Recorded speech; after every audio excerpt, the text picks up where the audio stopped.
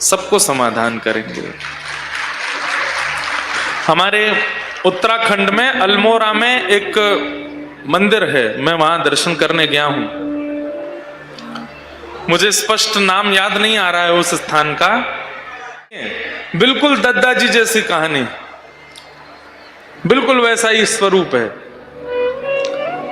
अल्मोड़ा के राजा, वह भी ऐसे ही करते थे। प्रत्येक अपने राज्य में रहने वाले व्यक्ति को पत्र लिखने का अधिकार उन्होंने दिया कि पत्र लिख करके हमको दो, तुम्हारी जो संकट होंगे हम दूर करेंगे।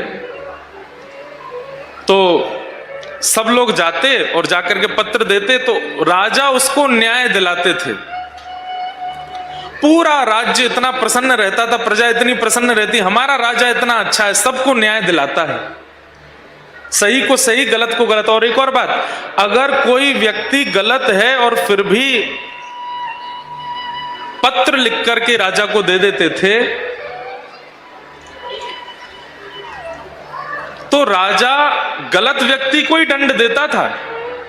जो पत्र लिखने वाला है जांच करवाते, अगर ये गलत है तो इसी को दंड मिलेगा, और अगर ये गलत नहीं है तो जिसने गलत किया उसको दंड मिलेगा। न्याय के राजा, न्याय के भगवान आजकल उनको कहते हैं।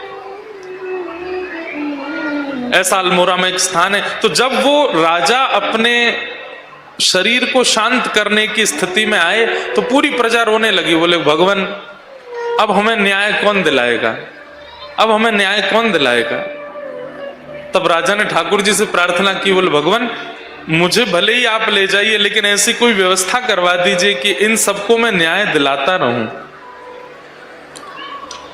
तब भगवान ने कहा शरीर तो तुम त्यागोगे, लेकिन अपनी दिव्य आत्मा से एक अंश रूप धारण करके तुम एक स्थान पर, छोटा सा मंदिर है, वहां विराजे रहोगे, और वहां जो भी कोई आकर के तुमसे न्याय मांगेगा कुछ दिनों के अंदर तुम उसको न्याय दिला ही दोगे।